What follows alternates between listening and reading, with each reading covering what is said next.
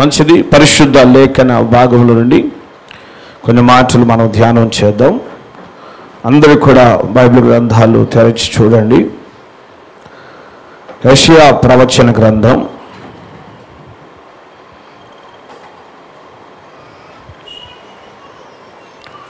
యెషయా ప్రవచన గ్రంథం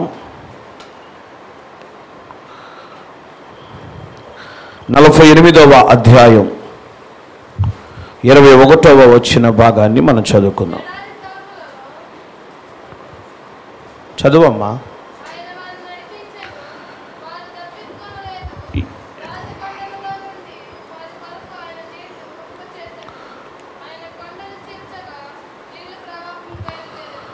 చాలు. దేవునికి స్తోత్రం. హల్లెలూయా.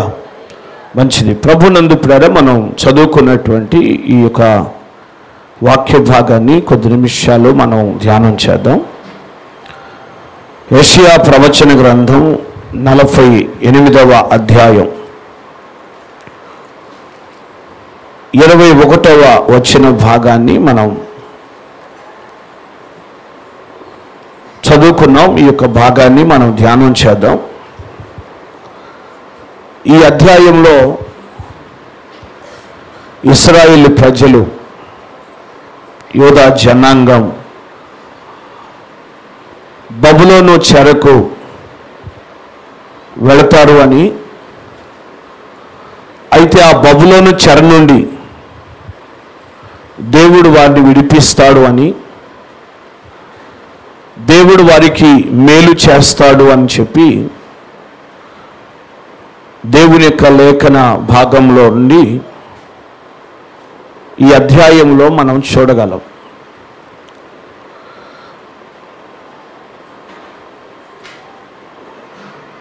ఇశ్రాయేలు ప్రజలకు పూర్వ దినాల్లో ఆయన చేసిన మేలులు ఏమిటో, ఆయన ఉపకారాలు ఏంటో అవన్నీ కూడా జ్ఞాపకం చేస్తూ ఈ కీర్తన భాగమును, ఈ యొక్క అధ్యాయాన్ని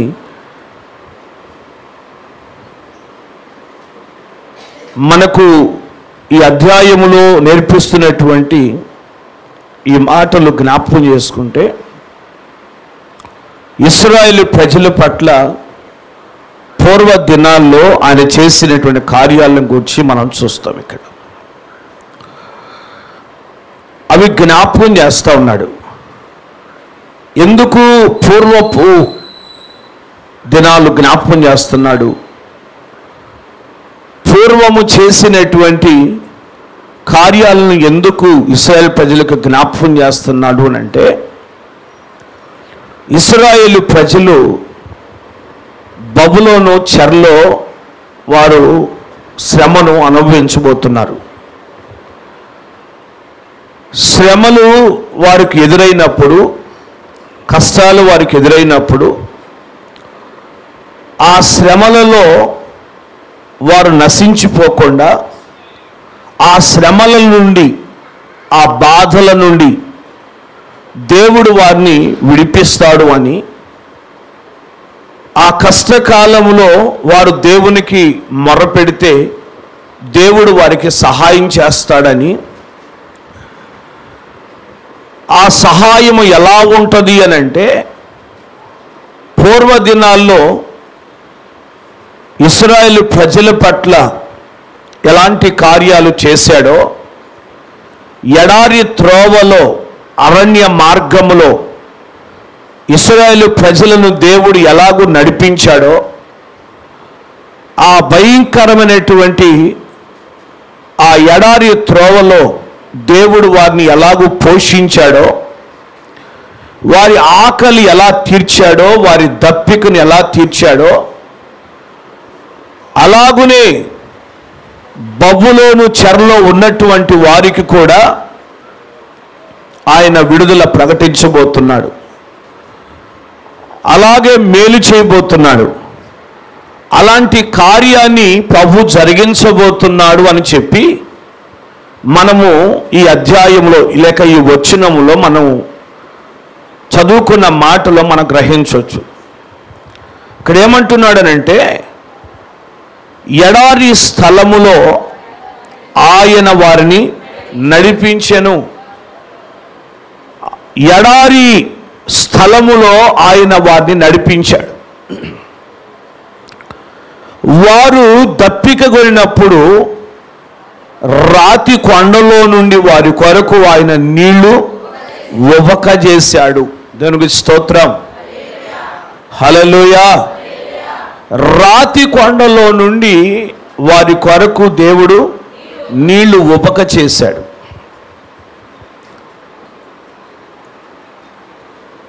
ఆ రాతి కొండలో నుండి నీళ్లు ఉబికి ఆ నీళ్లు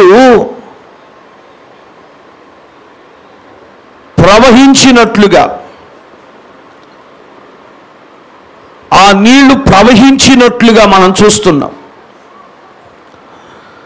ఆయన కొండను చీల్చగా ఆ నీళ్లు ప్రవాహముగా బయలుదేరేను అని చూస్తున్నాం.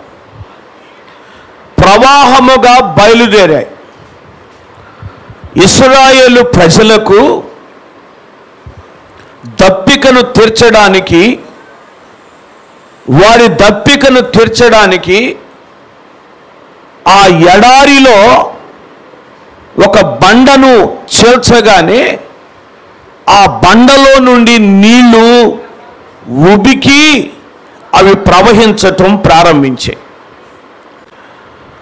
ఆ నీళ్లు ఎలా ప్రవహించాయి, ఎటు ప్రవహించాయి అని మనము పరిశీలన చేసినట్లయితే వాస్తవానికి మనకు ఒక సామెత ఉంది.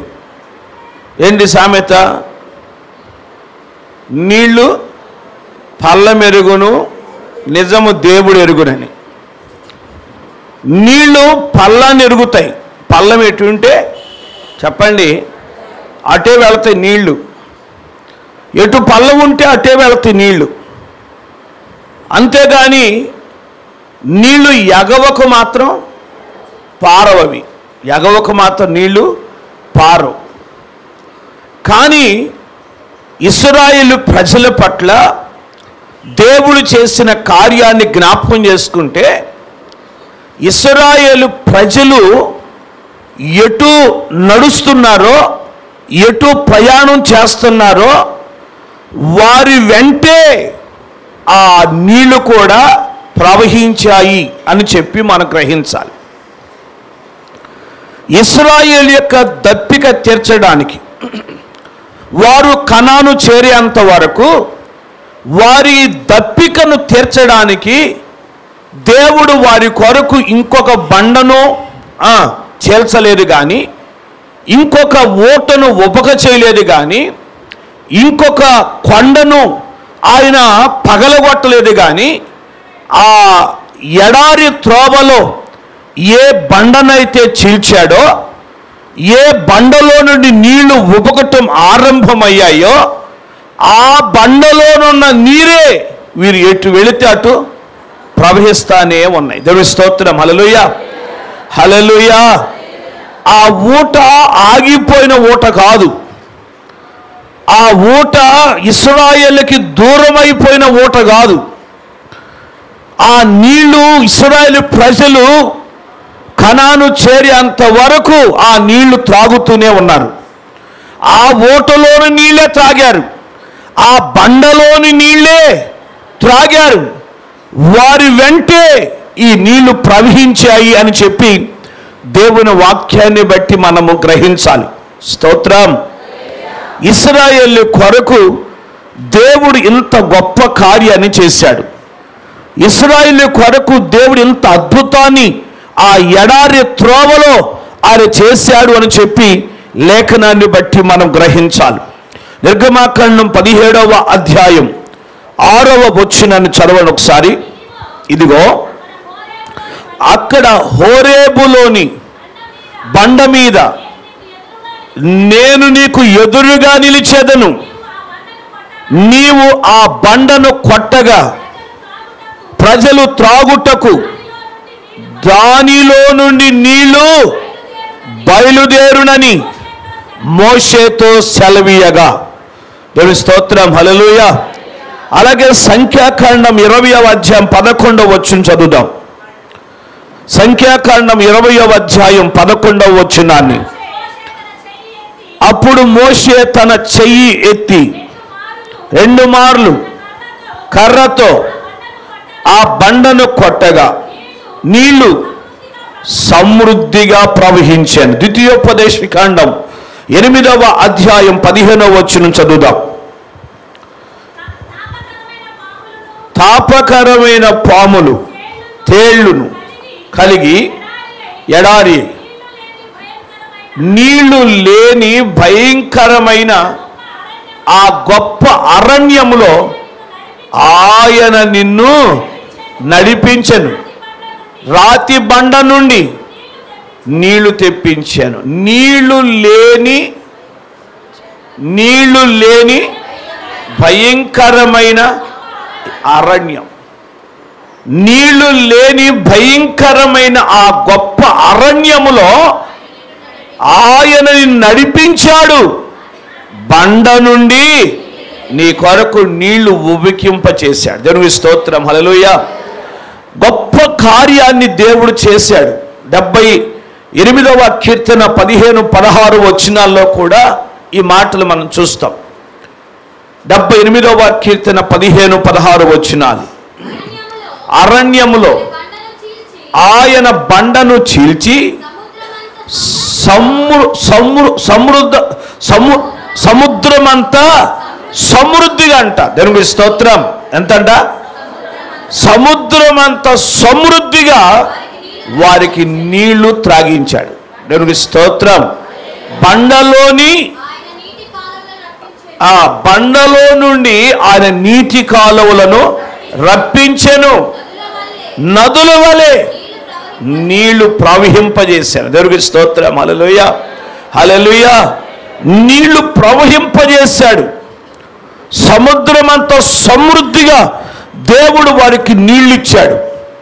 కనుక ఆ అరణ్యములో, ఆ ఎడారి త్రోవలో, ఆ భయంకరమైన నీళ్లు లేని ఆ గొప్ప అరణ్యములో దేవుడు ఇశ్రాయేలు కొరకు బండను చీల్చి నీటిని ఇచ్చి ఆ నీళ్లు ఎలాగూ ప్రవహింప చేశాడో అలాగే ఇప్పుడు శ్రమలో ఉన్న నీకు, బాధలో ఉన్న నీకు, బబులోను చెరను అనుభవిస్తున్న నీకు నేను మేలు చేయబోతున్నాను. నేను కార్యము చేయబోతున్నాను. నేను ఆనాడు దప్పిక తీర్చినట్టుగా నీ దప్పిక నేను తీర్చబోతున్నాను. ఏ బాధలో నీ ఉన్నా, ఏ శ్రమలో నీ ఉన్నా ఆ బంధకాలు తెంచివేసి ఆ సంఖ్యలు విడగొట్టి నేను నీకు మేలు చేయబోతున్నాను. నీ దప్పిక తీర్చబోతున్నాను. నీ కొరకు ప్రవాహము బయలుదేరబోతుంది. నీ కొరకు ఒక ప్రవాహము ప్రవహించబోతా ఉంది. నేను నీ కొరకు మేలు చేయబోతున్నాను అని చెప్పి దేవుడు వాగ్దానం చేస్తాడు. ఇప్పుడు దేవునికి స్తోత్రం, హల్లెలూయా. బబులోనులో మీరు కృంగిపోవాల్సిన అవసరం లేదు. బబులోనులో మీరు దుఃఖపడవలసిన అవసరం లేదు. ఆ బబులోను చెరలో మీరు వేదన పడవలసిన అవసరం లేదు. నేను ఆనాడు ఇశ్రాయేలును నడిపించినట్లుగా నేను మిమ్మల్ని నడిపించబోతున్నాను. మీ దప్పిక తీర్చబోతున్నాను అంటాడు. స్తోత్రాలు చెప్పండి. 2 చేతులెత్తి స్తోత్రాలు చెప్పండి. హల్లెలూయా. యెషయా ప్రవచన గ్రంథం 32వ అధ్యాయం 2వ వచనం చదువుదాం ఒకసారి. మనుషుడు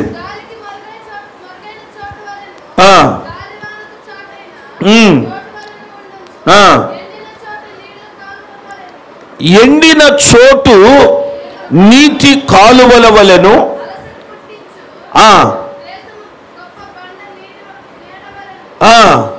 దేవుని స్తోత్రం, హల్లెలూయా.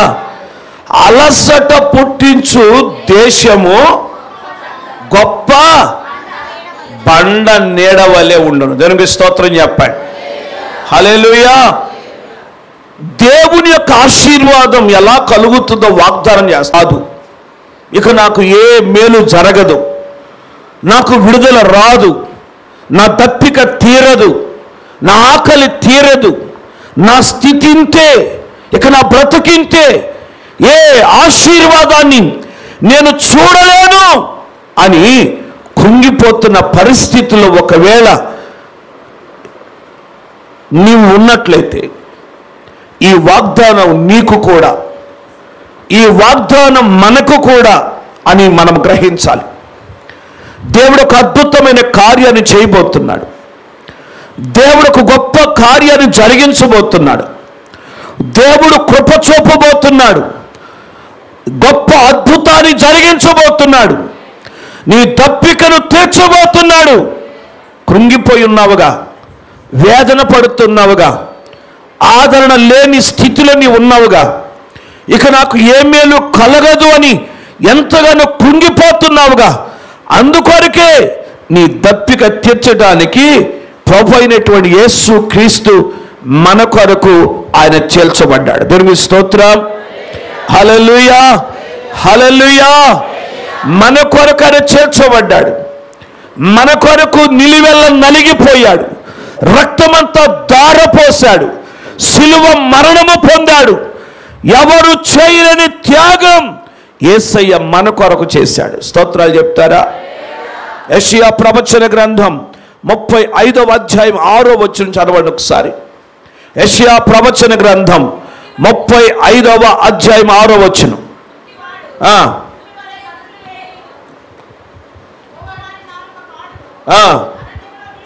అది కుంటివాని కాళ్ళు నడవజేస్తాడంట. దేవుని స్తోత్రం. హల్లెలూయా. కుంటివాడు నడుస్తాడు. మూగవాడి నాలుక పాట పాడుతుందంట. స్తోత్రం చెప్పండి. హల్లెలూయా. దేవుడు చేసే అద్భుతాలు చూడండి. కుంటివాడేమో దుప్పి వలె గంతులు వేస్తాడు. వాడు లేచి నిలిచి నడవటం మాత్రమే కాదు, వాడు గంతులు వేస్తాడు. దేవుని స్తోత్రం. హల్లెలూయా.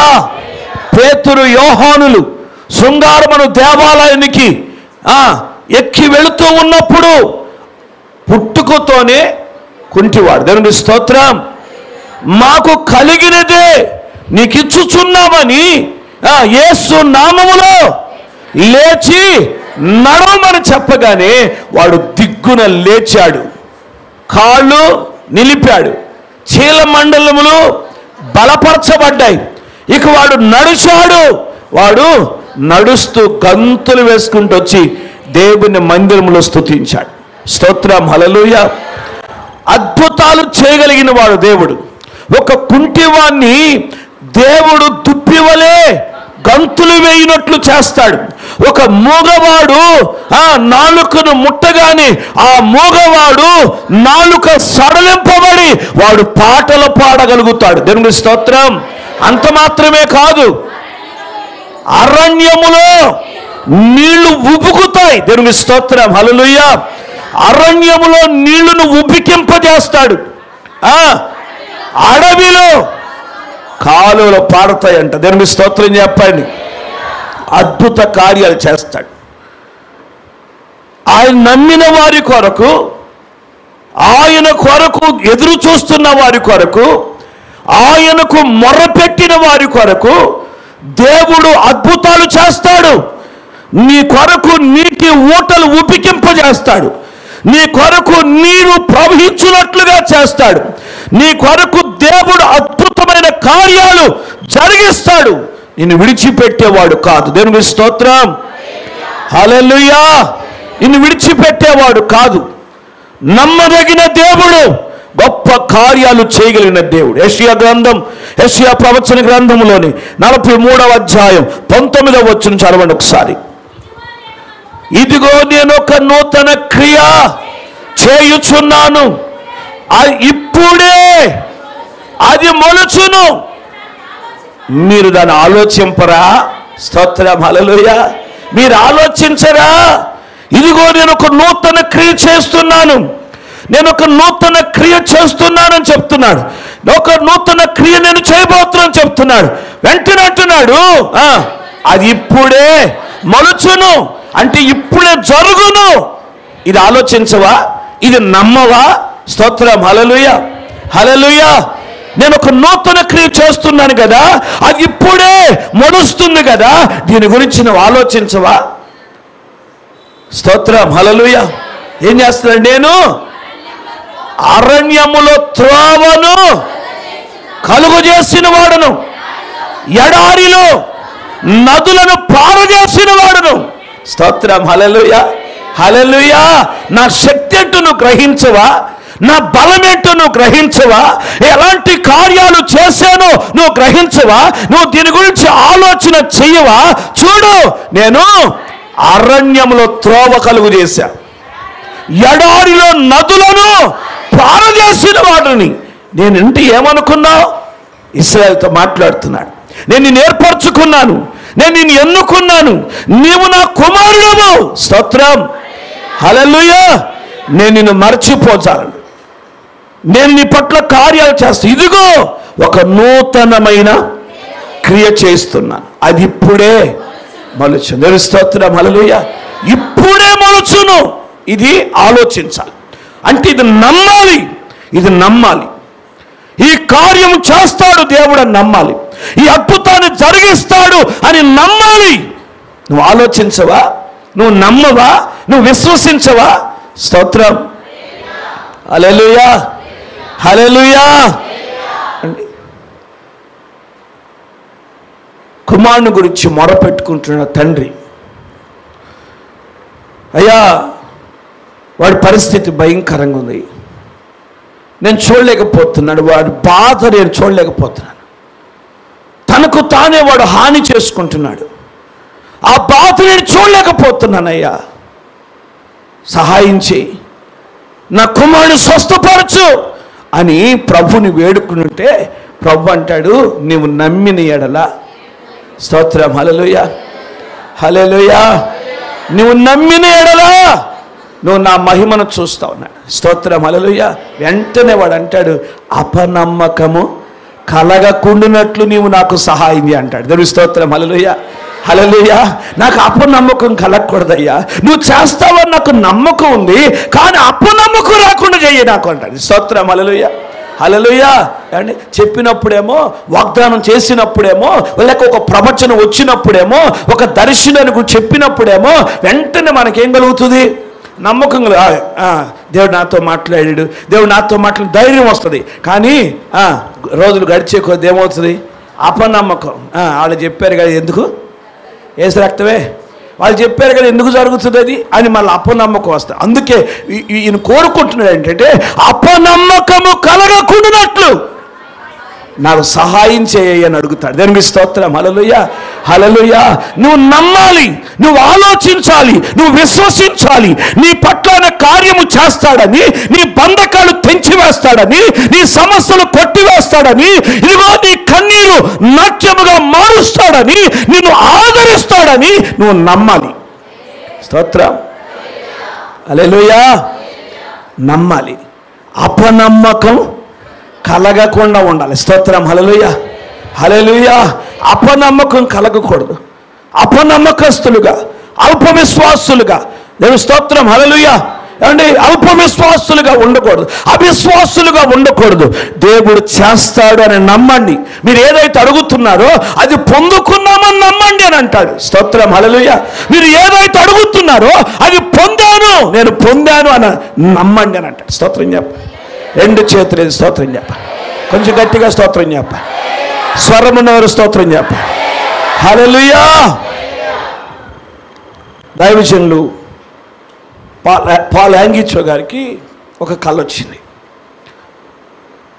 చాలా దీనస్థితి పరిచర్య అది. అప్పట్లో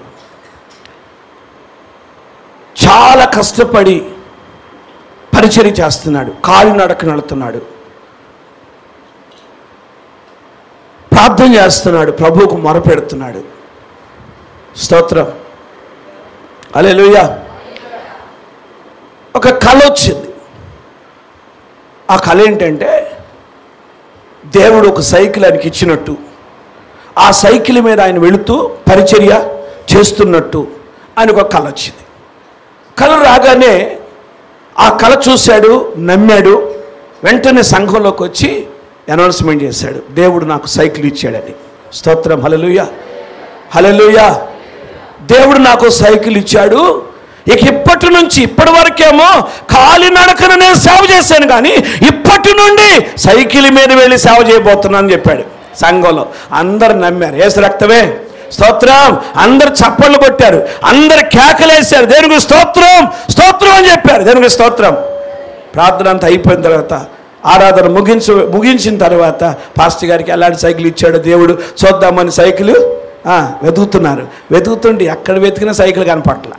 యేసు రక్తమే. ఎక్కడ వెతికిన సైకిల్ కనబడకపోతే అందరూ వచ్చి అడుగుతాయా సైకిల్ ఇచ్చారన్నారుగా, దేవుడు సైకిల్ ఇచ్చాడన్నాగా, ఏదయ్యా సైకిల్, ఎలా ఉంటుంది ఆ సైకిల్, ఎలాంటి సైకిల్ ఇచ్చాడు, ఏ కంపెనీ సైకిల్ ఇచ్చాడు, యేసు రక్తమే స్తోత్రం హల్లెలూయా అని అడుగుతున్నాడంట. అడుగుతుంటే అప్పుడు ఆయన చెప్పాడంట, అది గర్భం ధరించాను, అది గర్భము ధరించాను, కనడానికి కొన్ని రోజులు పట్టింది కదా. దేవుని స్తోత్రం హల్లెలూయా హల్లెలూయా. నెలలు నిండిన తర్వాత, రోజులు నిండిన తర్వాత అదే కనపడుతుందిలే, మీరు కూడా నమ్మండి అని చెప్పేశానండి. ఇక దేవుని స్తోత్రం హల్లెలూయా. ఇక అంతా కొంతమంది ఏమో ఏమండి ఇదంతా ఒట్టిదే అనుకుంటే కొంతమంది వెళ్ళారు, కొంతమంది నమ్మారు. ఆయన ప్రార్థన చేశాడంటే ఆయన చెప్పాడని ఖచ్చితంగా పొందుతాడు. కొంతమందిని ఇలాగ వెళ్ళిపోయారు. దేవుడి స్తోత్రం. ఏదైతే సాక్ష్యం చెప్పాడో, ఏదైతే పాల్ అంగిచో గారు నమ్మారో, ఆ నమ్మిన దాన్ని దేవుడు ఆయనకు అనుగ్రహించాడు. స్తోత్రం హల్లెలూయా. ఆ నమ్మిన దాన్ని దేవుడు అనుగ్రహించాడు. ఆ సైకిల్ దేవుడు అనుగ్రహిస్తే ఆ సైకిల్ మీద గొప్ప పరిచర్య చేశాడు. దేవుని స్తోత్రం చెప్పండి. దేవుడు చేసిన కార్యాన్ని బట్టి, ఎంత గొప్ప కార్యం దేవుడు చేసే కదా. ఒకసారి చప్పట్లు కొడితే ఏమైందంట,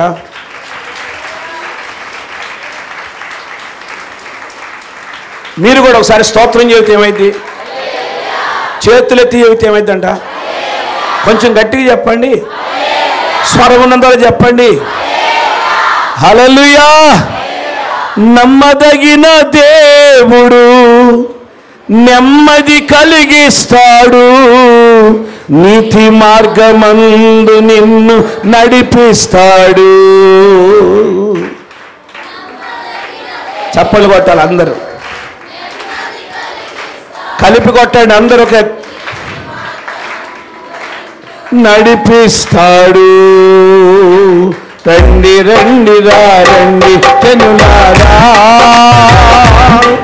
యేసయ్యను నమ్ముటకే రండి జనులారా, రండి రండి రండి ప్రజలారా, యేసయ్యను నమ్ముటకే రండి జనులారా. నమ్మదగిన దేవుడు నెమ్మది కలిగిస్తాడు, నీతి మార్గమందు నిన్ను. నమ్మదగిన దేవుడు నెమ్మది కలిగిస్తాడు, నీతి మార్గమందు నిన్ను నడిపిస్తాడు. రండి రండి రండి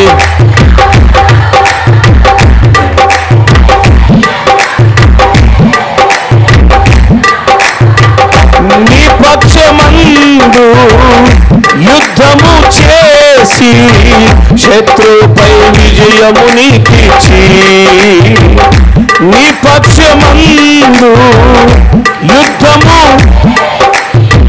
శత్రుపై విజయము నీకిచ్చి,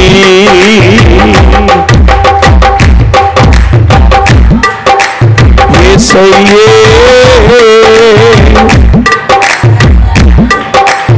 యేసయ్యే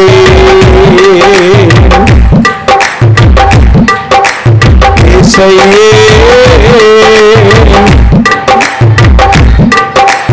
యేసయ్యే. రండి రండి రండి ప్రజలారా, యేసయ్యను నమ్ముటకే రండి జనులారా. హల్లెలూయా. నమ్మదగిన దేవుడు, నెమ్మది కలుగు చేసే దేవుడు. నమ్మాలి, ఆయన కార్యాలు చేయగలుగుతాడని నమ్మాలి. ఆయన వంటి సమర్థుడైన దేవుడు ఎవరు కూడా లేడు. మనకు సరిపోయిన వాడు, అన్ని విషయములో మనకు సరిపోయిన వాడు, మనకు చాలిన దేవుడు నేను ప్రకటించుచున్న నజరేయుడు యేసు. హల్లెలూయా. యేసు నీ పట్ల గొప్ప కార్యం చేయబోతున్నాడు.